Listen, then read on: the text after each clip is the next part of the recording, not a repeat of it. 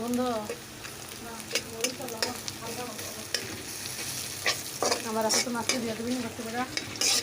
মাছটা দিয়ে কয়েকটা মাছ আনা লাগবো এখন ওই যে কয়েক পিস মাছ লাগবো হ্যাঁ তো 7-8 পিস আছে 2 কালার মাছ রান্না লাগবো একটু মাছটা টুকটা ইয়ে করলাম কোনবার যাইতাম ওই যে নামাজের টাইম যায় ভাত রান্তাম তরকারি রান্তাম